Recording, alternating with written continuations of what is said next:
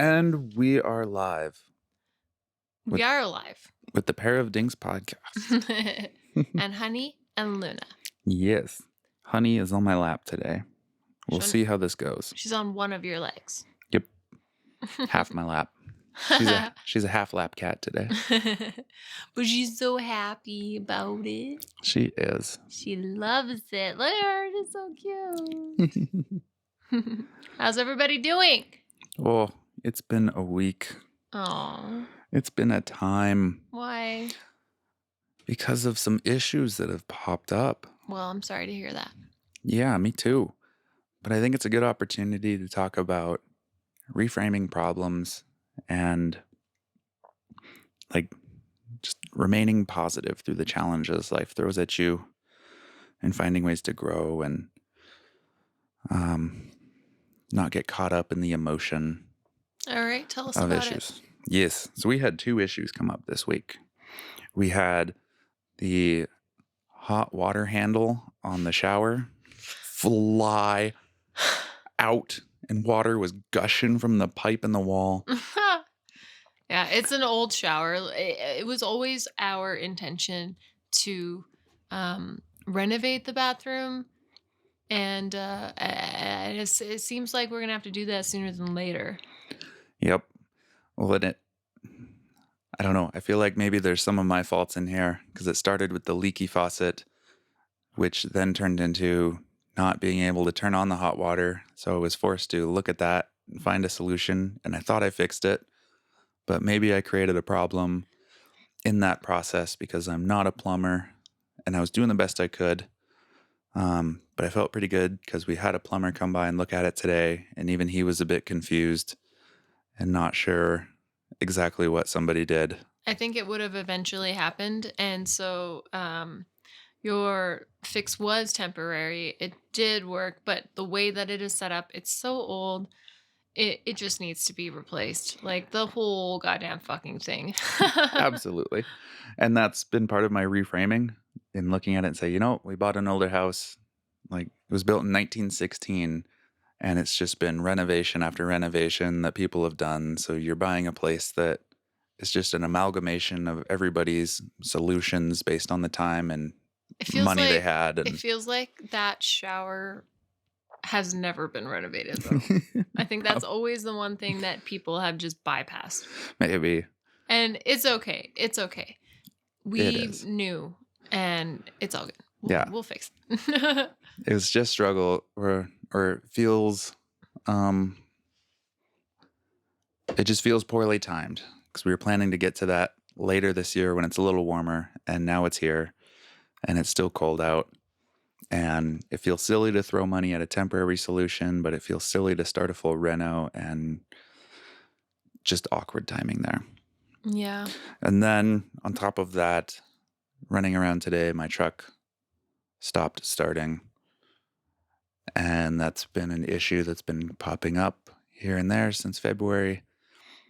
And it's just exhausting. It kind of shatters your trust when you feel like you don't have a vehicle you can go out with and trust that it'll get you back home. Yeah, especially when other people don't know what's going on either. And then you felt like you had the solution again, and then it didn't work. And yeah, yep. I will tell you, I really hate, one of my biggest hates is dealing with vehicle maintenance. Same. Or any kind of vehicle fixing. I've always thought it was dumb. So I agree. I've never enjoyed it, but at least I can do a lot of the basic maintenances myself.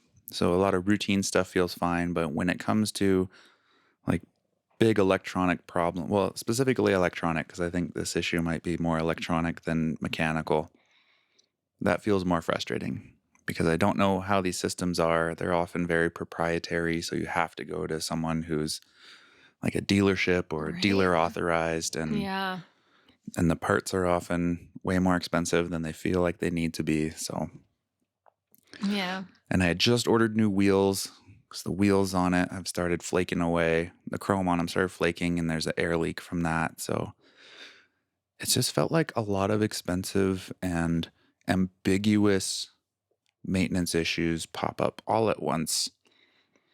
right at a time when it's been really slow work-wise, and it just feels heavy, you Isn't know? that life? It is, and that's a good reframe. But my um so this afternoon when I was in my in the Uber coming back from the dealership after dropping off the truck, um we're driving along 16th Ave, and I looked over and there was this dog who was sticking his head out of the door, or sorry, out of the window, um, from the car he was riding in. And he was just having his best day. He was so happy, just um, his tongue in his cheeks flapping in the breeze. And it was a nice reminder to me to just, um, you know, enjoy the little things that feel good. Yeah. Enjoy being alive.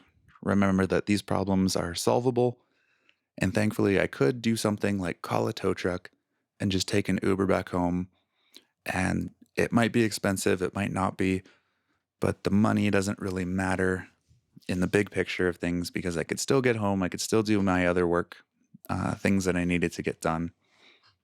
And, also signed a contract with a client and got a deposit for some work to do in the future. So there's still progress going forward. Totally. And focusing on those things is way better than focusing on the seeming monstrosity of these couple issues that propped up at once. Totally. I'm glad you have that mindset. Yeah. So I did I've been enjoying Andrew Huberman's podcast from the Huberman Lab. He's a neuroscientist and doctor who has a lab with Stanford University, and he puts out a great podcast. And he had a nice one the other day about dopamine and motivation, and was talking about a thing called, was that non-sleep deep rest, Hmm. or also known as, like, I think yoga nidra. It's Hmm. another term. And it's just it's almost a meditative practice where you just lie down and you focus on some breathing and you do a body scan and just sort of really feel into your body. And it helps calm your nervous system down and bring you back into control of those, like when you get anxious and you can feel like you have no control, like your heart rate's racing and you don't know what to do. You can't stop it. You feel uncomfortable. And it's a practice that really helps you calm all that down, reset it, and refocus your mind and your body on the things that you need or want to do. And I feel like this has been a good season of life to really lean into those practices and learn those things and practice them and understand how they work for me. Yeah. I thought it was cool because you had it on yesterday and I was barely listening. I was barely listening. But he had mentioned something about being amotivated. Hmm. Is it amotivated?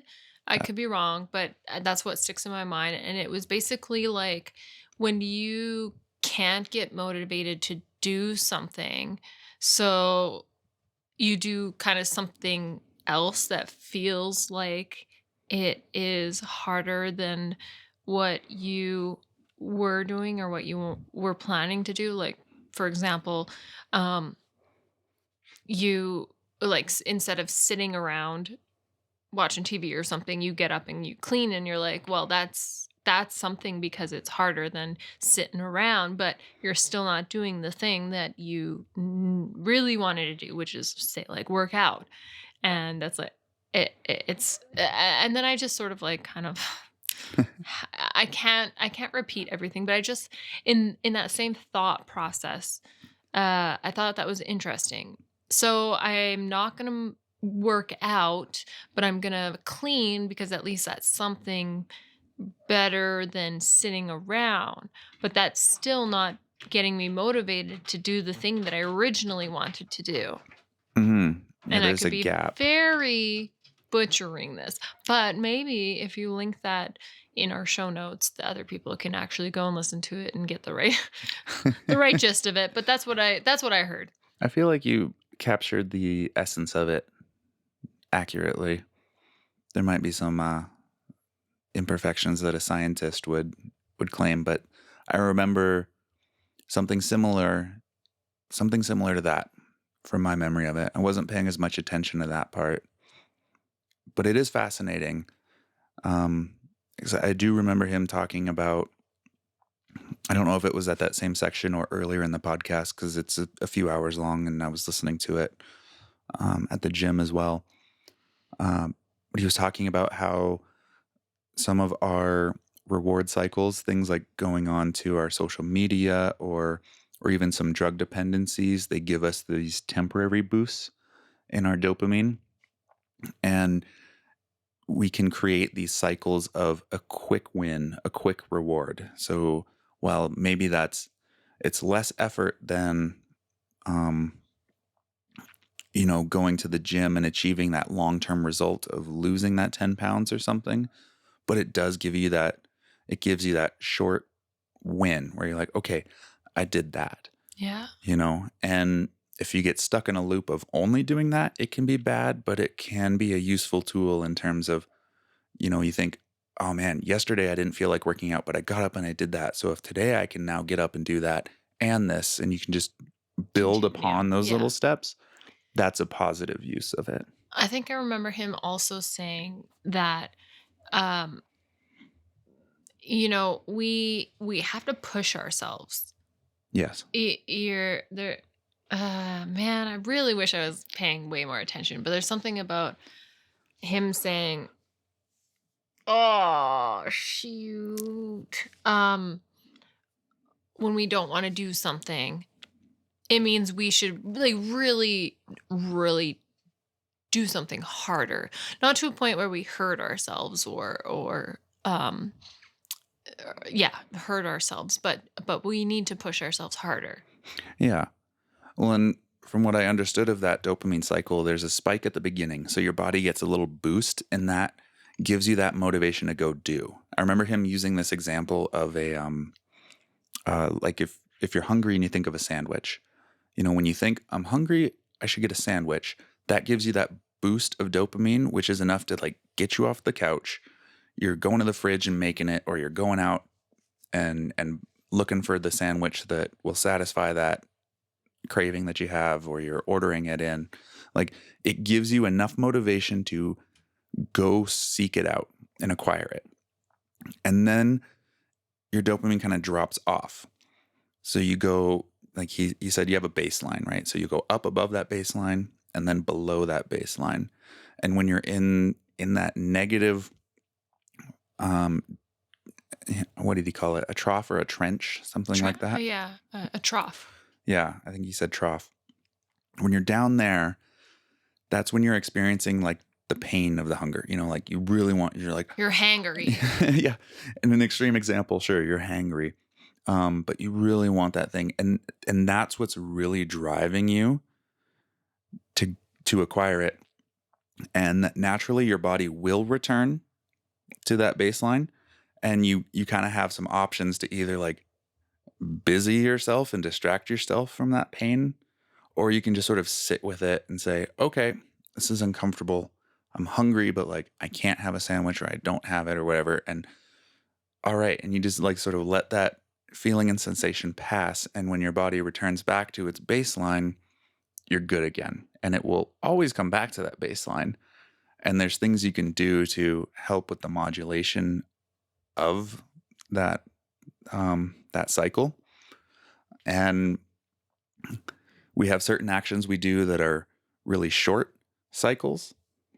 So he was using the example of some addictions or addictive behaviors, whether it's Yeah. like smoking or a sex addiction or a alcohol addiction or like whatever else someone, maybe social media addiction, even like those are short reward cycles. And if you do too much of that, then your baseline is operating off of these short reward cycles, and it can be very hard for you to achieve and think about long-term goals because you're not used to that extended period of pain and trusting that that will also come back, which I found interesting because I never thought of like shortening and lengthening our response.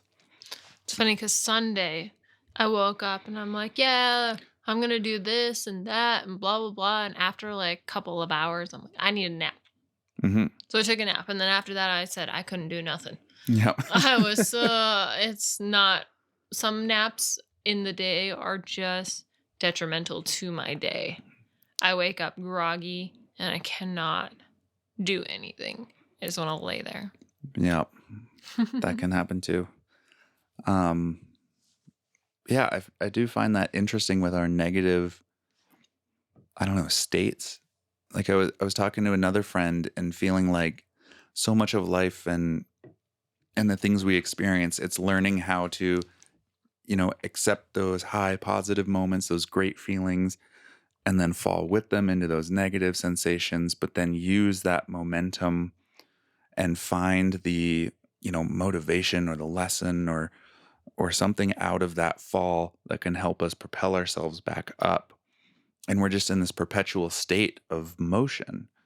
And I'd heard this definition of emotion as energy in motion, Makes sense. which I was like, wow, that's really cool. Because also when I think of emotions, right, like every emotion has a positive and negative, like value, I guess, that like we ourselves assign to it, right? It's not a universal thing. It's just what's positive and negative for you, what's making you feel good, what's making you not feel good.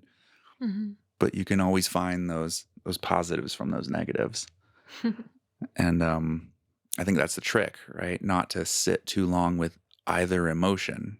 Like, okay, I'm feeling bummed out by this, or I'm feeling overwhelmed or depressed, or, whatever that negative thing is. But what's the positive here? What's going to be good? Like even with these problems that we're having in the house and the truck, like, okay, the positives are we can fix them, right? Like we can fix that. We'll get our hot water back. We'll renovate the bathroom and get it all fixed up in a way that's better than it was. Like there's a positive, and there's challenges there. Like we need to find people to help. We need to find money to pay for it. We need to find time where we can be around to like help with that or oversee it or let people in and all of this, but it's all doable. Yeah. So don't let that stop you.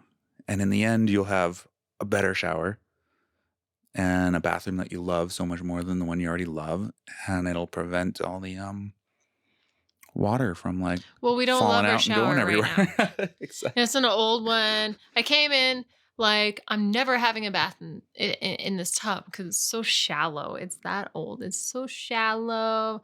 And then I was like, I need a bath. And then I had a bath. And then I'm like, I need more baths. And I made that work, but it sucks. Hmm. It sucks because then I like go under the water and then it's like all over the floor.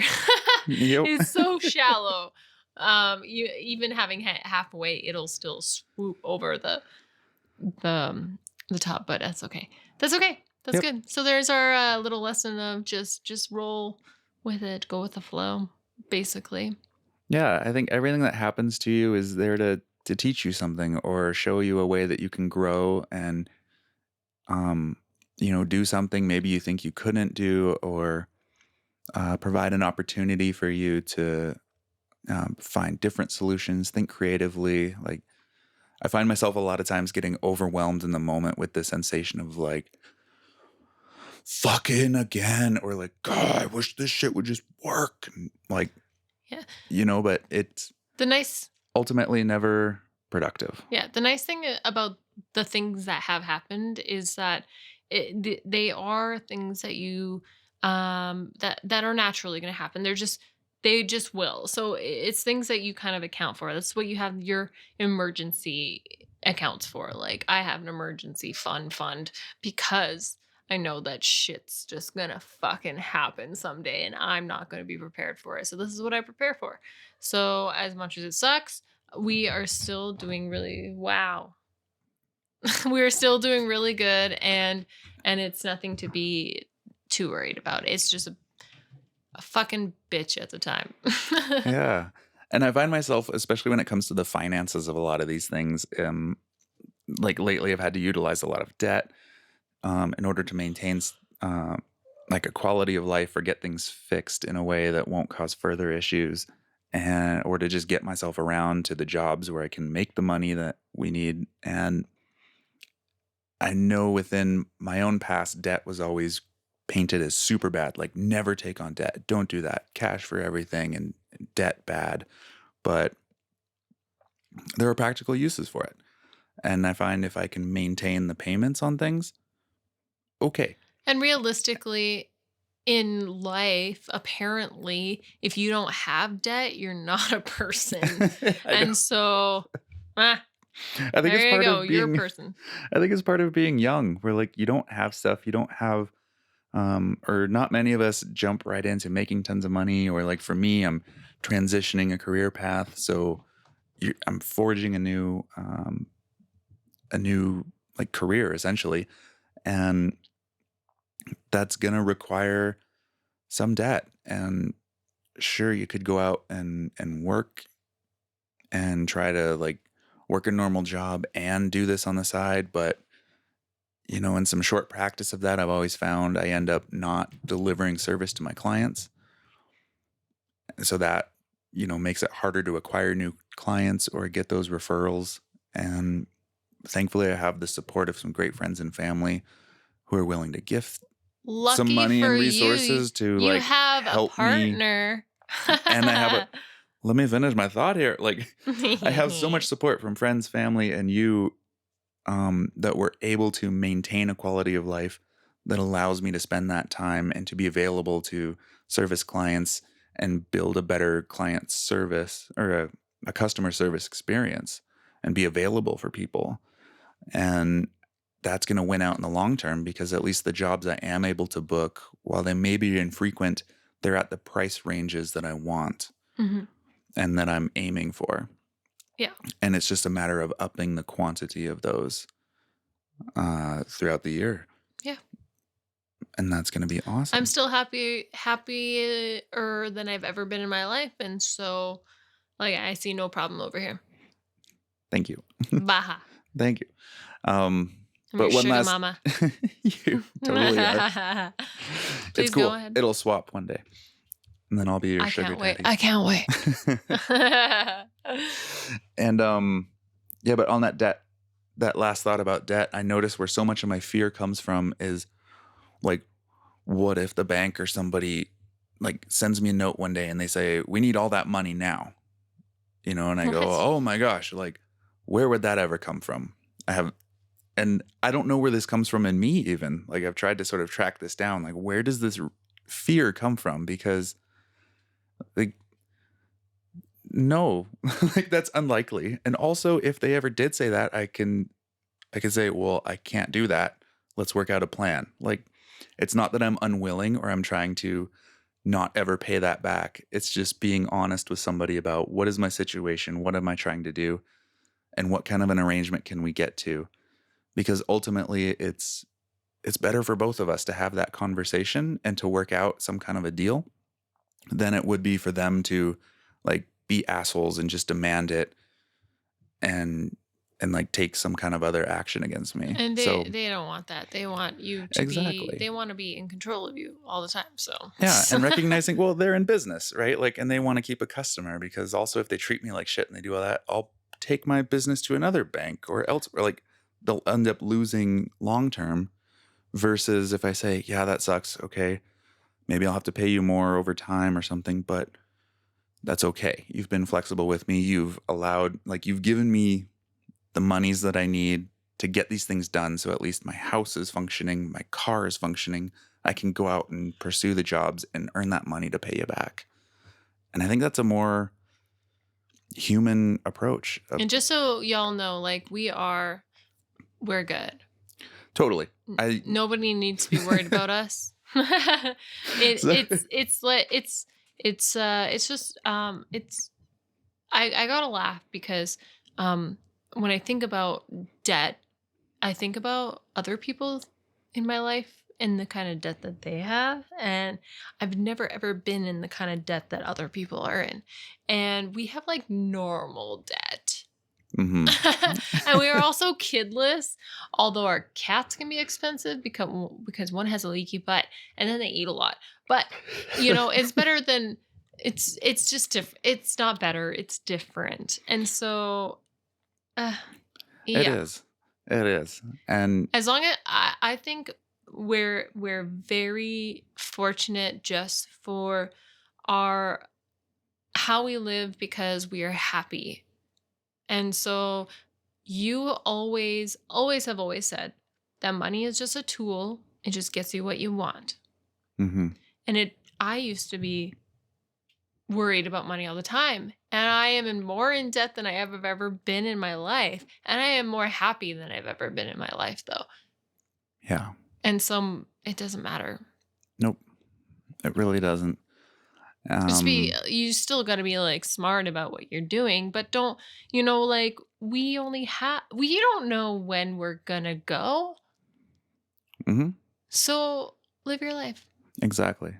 And that's a good point that you bring up too. Like when I think I only feel that pressure because it's compared to my past, where like working in props and having that union pay rate and like not having a lot of other expenses in terms of home maintenance and groceries, like because I was Property just fed all the tax. time. Yeah, like it's a different load of things, and but also remembering how unhappy I was with that, despite the great money, Same with me. and that's the great motivation for the change here. Yeah. Same with And me and my sorry to interrupt, no, you're but good. just same with me with my office job. Like, yeah, Yeah, and it's not worth it. yeah, and recognizing that this change now and this temporary pain, and again, like it's manageable. That's what I keep bringing myself back to and saying, I know maybe I have this internal anxiety around it and I want to pay these things faster. I want this, but what is the lender asking? What is the bank asking? Not much. Like it's manageable, it's doable. Sure, it like, uh, as financial advisors and I think when I read out on the internet about things and people talk about how you need to pay this down so you don't incur all of these, like there's always this Okay, but fear and where this what blog are you reading? Is it anyone, in like any United financial States or advisor. is it in Canada? Like, No, can I we mean get a little anyone. bit They say like you need to pay these things down fast and like again, but without that context of someone looking at your specific financials, I think we can all jump to extreme conclusions and make ourselves feel really bad about whatever our situation is versus, if you got some advice from somebody, if you're feeling truly overwhelmed and like it's unmanageable, sure. Like if you're hanging up on collection calls and stuff, like I'm well, like, we're and not doing that that's at all. It's yeah, like we're making no. the Nothing's payments. ever getting It's all there. fine. And so I think that's another healthy reframe that I have to do to myself when I feel those anxieties or I go, oh, like another truck maintenance bill. I got to call a tow Because truck. it I is got to another this. fucking headache. Totally. But recognizing, you know what? You have the resources and you have people that you can lean on or ask for help, vent this to. Like, that's all there. And Eh, everybody understands those pains.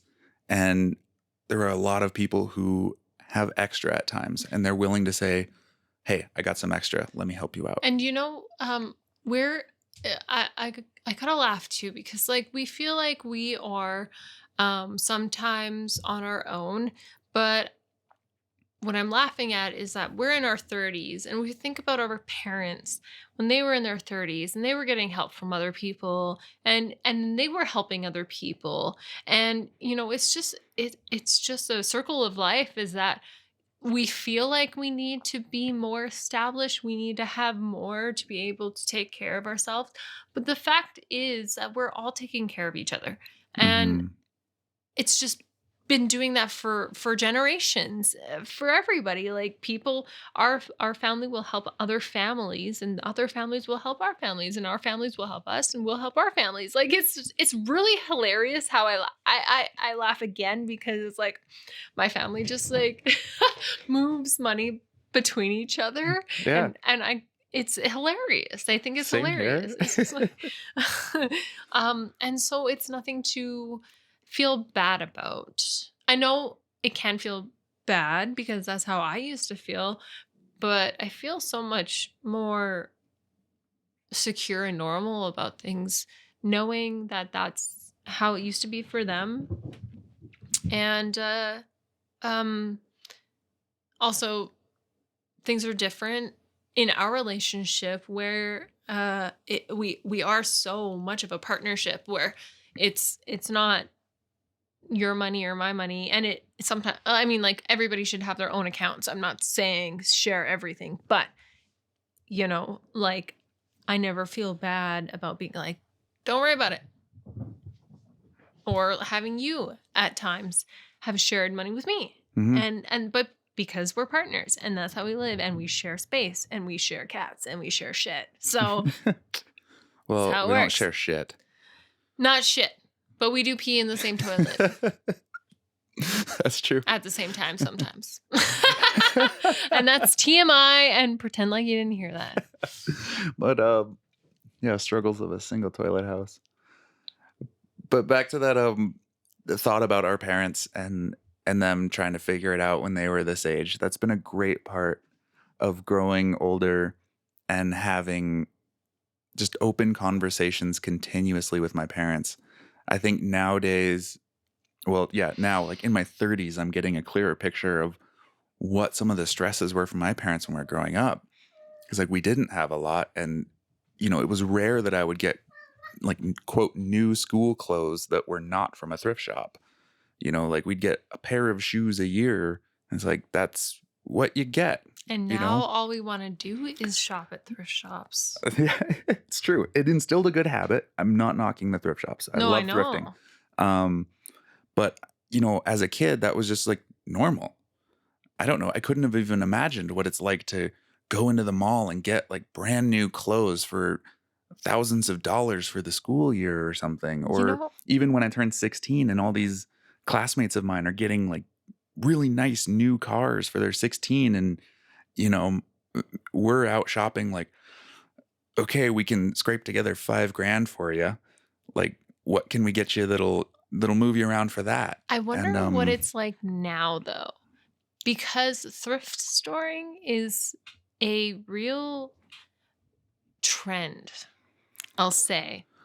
Then I wonder how kids are like now because yeah, I kind of felt the same way where people are like, "Oh, I got all the new fucking stupid shit." And I so am sorry for cursing so much, but honestly, dumb. the podcast is marked explicit. It good. Anticipate it. Okay.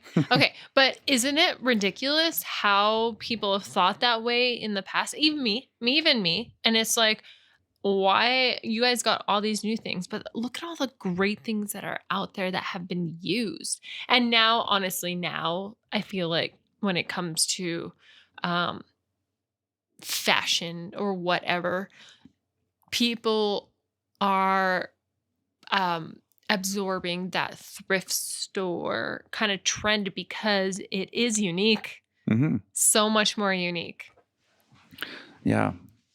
And I don't think I was ever aware of any judgment from that. Like if kids were judging or noticing that or thinking something, I was Back then. yeah, I was like I was such a happy kid in that sense. I didn't care. It's like Do you know I've what? got clothes, I've got games to play. Like I had things to do in my mind. I'll give So you. I never paid any attention to I'll say what people that's were a wearing very and doing. different thing between probably boys and girls then because Hmm. well at least for me it was um man, girls are mean. Girls are mean and like when you are look like you are I don't even know what the word is, but when you just look uh sad, like you're dressed sad or something, like you're dressed thrifty or something, like people do not girls do not respond well to that. And I don't know what it is, just girls are mean. I feel like boys can get away with a lot more than girls back then. I I, I feel like now is very different. People don't go to school as often anyways. But Yeah, everyone's online school. seriously, like school is in 2 weeks out of a month. Um but I just think yeah, you're just so much more judged as a girl growing up I could understand that. cuz Like, girls don't really I mean like people don't really look at guys' clothes as much um as a teen as girls look at other girls and what they're wearing. yeah, I can say I had zero sense of like I believe that. I've the seen cool pictures. fashion or Mhm. anything. Like, but I think this was maybe it was part of my either a coping mechanism or just a reaction to us never having the resource for me to like bother caring. Cause no matter how much I would have cared about that, it's like, well, we don't have money for you to go buy that stuff. And I wasn't into spending hours and hours and hours in thrift shops comparing how pieces of clothes matched. Like that's just it's not what I was into.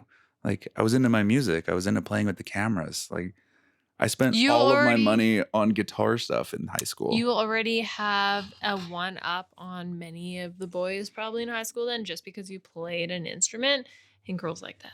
Yeah. And that was always where I guess I drove my confidence from. Where it was like, Yeah. sure, maybe I don't look like the coolest kid or all of that, but like when the talent show rolls around, I'm the one on stage with the loud guitars screaming and singing and playing shit and running through the crowd because like I've got the cool gear. Like I'm letting other people borrow my gear because they want the wireless pack so they can run around and do stuff. Like I understood where my strengths were and that I guess gave me the confidence to just to be whoever and whatever in my other states because I knew I can do this other thing that A none lot of of y'all people can. can't, yeah. For sure. That's Yeah. hot. Well, I mean, I think people I should say everybody could, but that's just where I chose to put my time. Like Totally. I firmly believe that anyone could be creative and entertaining. You just have to work on it and put in that effort and be willing to look like an idiot and fail a lot. And as long as you're good with that, like I think people will respect you, Hi, honey. you know? And I think if people ever pointed to the way I looked or made fun of it, I just owned it. It's like, yeah, okay, this is how I look. Like that's all you got? Come on. That's Like really come up nice. with a better insult, honestly. That's really That's a nice. pretty shallow That's not insult. how I lived, but it's really nice that you had that going on. Yeah, I can't Um, explain how it came, but it's like it's great. Like and I don't want to make this is not the episode to get into that kind of mhm. shit, but fucking hated high school. I hate I'm the I hated it but for a lot of other reasons, but yeah. my appearance was never one of them. And even when I look back now and I'm like, wow, what a goofy looking kid I was. I'm like, yeah, but whatever. Hmm. I still got to do all those incredible things that I wanted to do. And I've turned into the person that I am today, and I like who that is. I'm So glad that you don't have any hair anymore. A little it was mop of the thinning back hair. then, even. Yeah, it was pretty bad. But I think that's just, a part of it. I focused a lot of my attention on some other skills and experiences. And, that didn't leave as much time or money left over to worry about the other things. That's But, good. I will say the cool thing, despite having little money to go like get a fancy new car, we had enough money that I could go buy a cheap old BMW down in Seattle because the rich people down there sell them off super cheap since everyone wants the brand new one. And that was almost more talked about than anyone's fancy new car. And they'd be like, whoa, you That's got a funny. Beamer? I'd be like, yep. And I paid like a quarter of what you paid for your fancy hunk of shit. Like, That's funny. so I think that is part of the cool thing when you're sort of thrifty and looking for something that fits a budget. You still have the opportunity to be creative and unique and to find something that can make you stand out and make you a little memorable and make people go, wow, they could do that with that little money or something. Like you can kind of blow people's minds in the opposite direction. It's really weird how kids' mindset on what's worth and what's not. It's wild. Everybody's.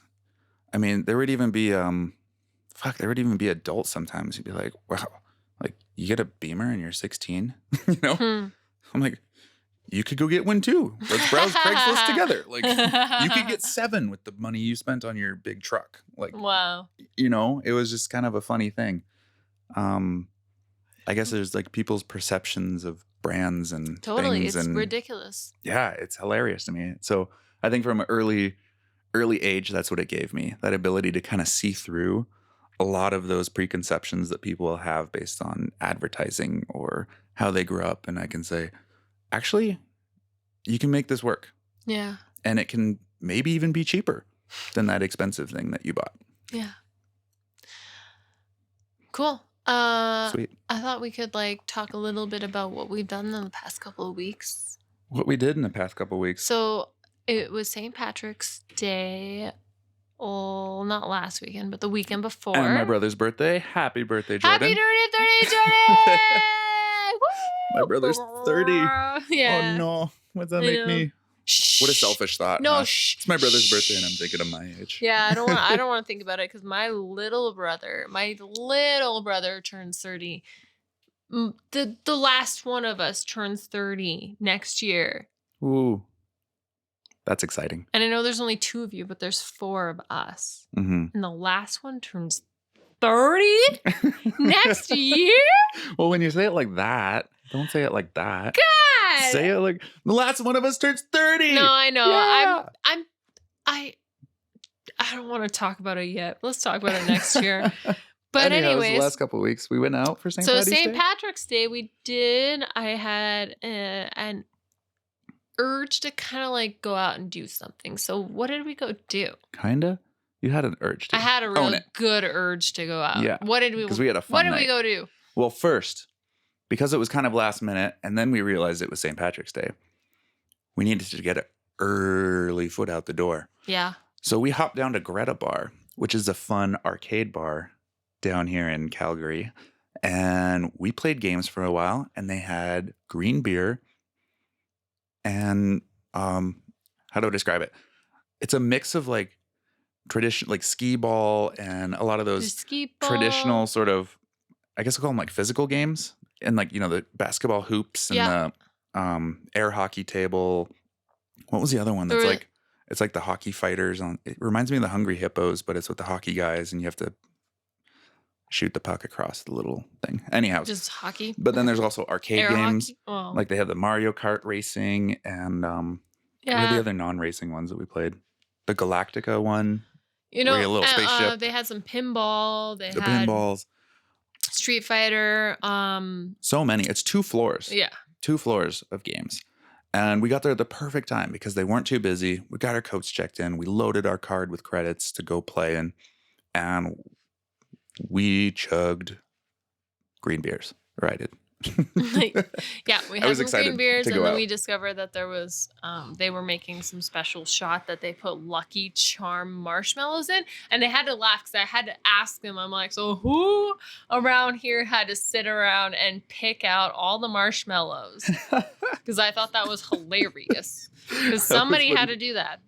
I liked too how they kept, like the whole bag was stuck together. Yeah. I remember watching them struggle, like picking out the little charms from because each they're one. sticky marshmallows. They're not real marshmallows. No, they're they're disgusting. terrible, but they were great in that Yeah, shot. it was a great shot because it was some sort of like cream liqueur kind of shot with something else. I don't even know, but it had. I'm assuming marshmallows on top. Bailey's.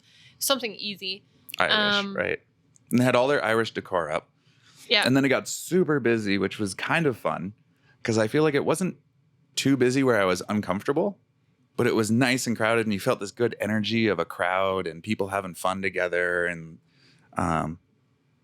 yeah, just being out having a good time. What were those guys who had this sign their shirt? There was like 6 guys together that were doing a bachelor party, and they had a scavenger hunt type of thing going on, as do most bachelorette parties, stag parties do. Right. So we signed a couple T-shirts.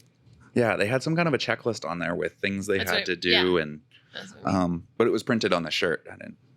Like a scavenger hunt type of thing. Yeah. So anyhow, this like guy stumbles over to us. Hey, sign my shirt, and hands us a Sharpie, and I'm like, fuck yeah, that's my kind of stuff. Yeah. I'm into that. And then I'm gonna say it again, but I had to laugh because everything's funny right now. But I knew it was gonna happen because who goes out on a night that is an actual sort of holiday or whatever, a special day? Oh, like 20-year-olds. And so everybody that starts pouring in, they're all decked out in their funny little clothes that are super green, or they're beads or this and that for St. Patty's Day, and they're all super young. I did not feel dressed for the occasion. I had green boots on, boots, and they were forest green, I had a green button-up shirt on, and it which was I forest feel that green. makes me really in my 30s. Yeah, we did not dress. Yeah, because I had like But the glasses and the I beads and the yeah, but hats and the. whatever. You know, at least we went out with some form of green on. So if somebody asked us, like I was bombarded in the bathroom at one point, being like, "Where's your green?" And I'm like, "My boots are green." Like, there you go. I did it. I hope he said it with that accent too. My Maybe. boots are green.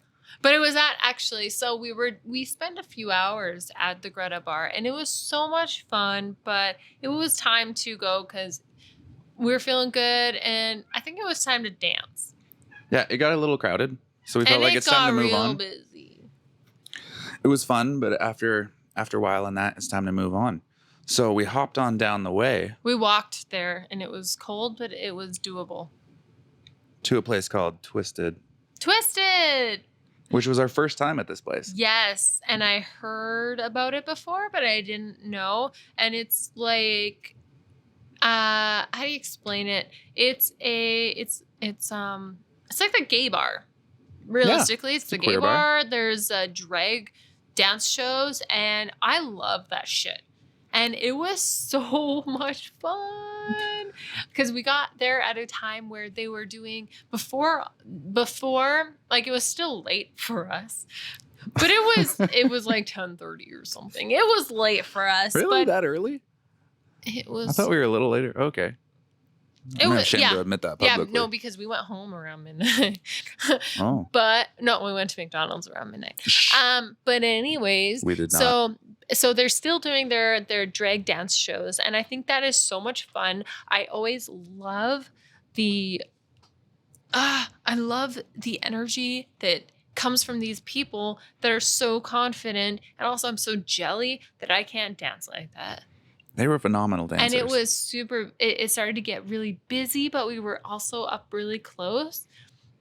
And the crowd was super into it. That also And made it they're really so fun. much fun. And then the music after, when they're done dancing, even when they're dancing, it was so much fun to dance to. Like, it was a great environment. I want to go again. I can't wait to go again.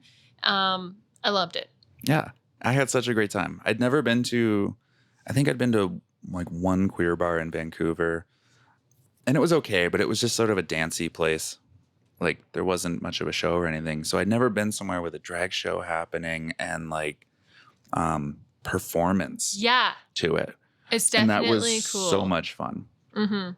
I love that you were into it too, because you know a lot of people, like some people wouldn't be, some boyfriends wouldn't be into that, but you're such a good sport when it comes to going out that I feel so comfortable even asking. And then it also fills a little bit of a void when I don't have the girlfriends that want to go out kind of thing.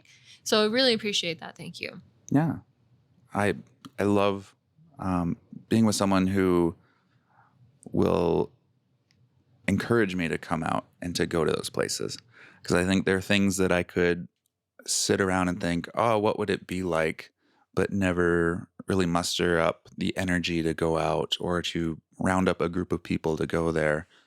And so it's fun. I appreciate how you pull me into these new experiences.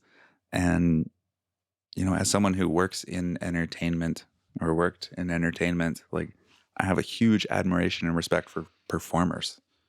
Like, especially when you're doing live performance. Like, I've worked a lot with actors traditionally in film and television where it's a rehearsed performance, but seeing somebody live and work a crowd and knowing on top of that um that you're doing drag, like, I guess there's a different cultural weight to that, and to see someone do that so well, And so it's so to put on a impressive. show that I'm like whatever, like, even if you were a woman doing that show, Which they would be do. impressive. Yeah. Like, yeah. And that's what I mean. It just, to me, shows that entertainers are just phenomenal sorry. people. And I love the energy they bring and how Oh, they I know got the that. crowd into everything with it. Oh, the energy is it was really it's so exciting. It just gets you going, and it feels great because people aren't judging there.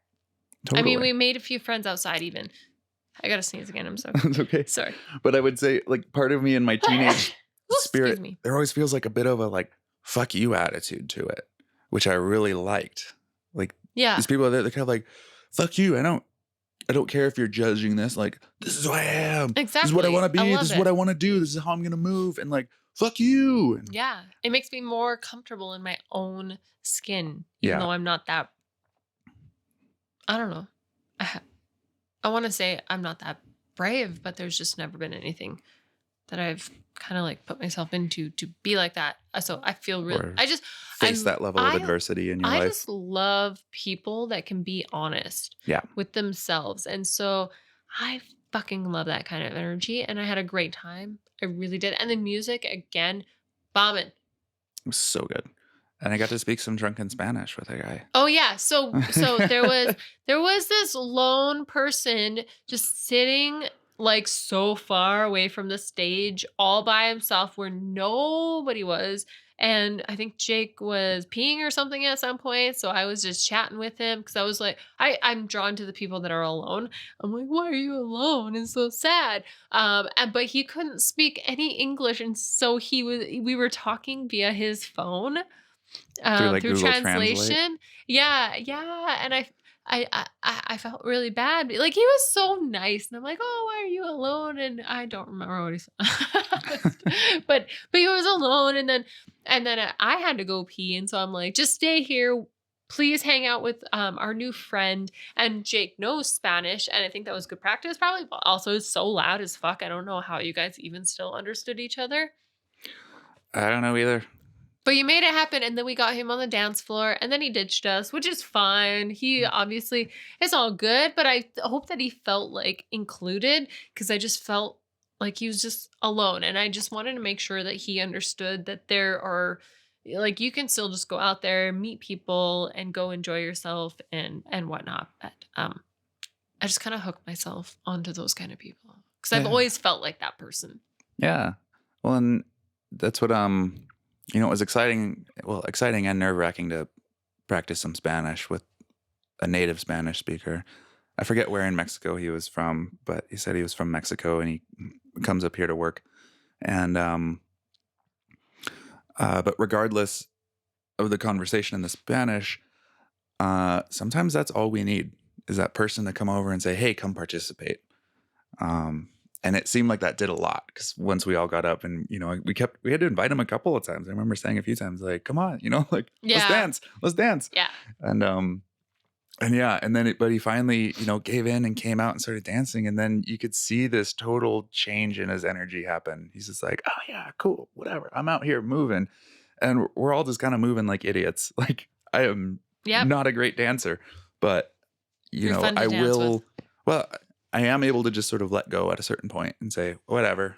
And especially when it's in a dark nightclub with a bunch of other people who are doing the same thing, it makes it a lot easier when you kind of look around and say, "Oh, no one really knows what they're doing here. This is great. I'm in the place I need to be." Yeah, Everyone's just feeling the music however they feel it. exactly. That's the whole point of And dancing. that's what I loved about that place.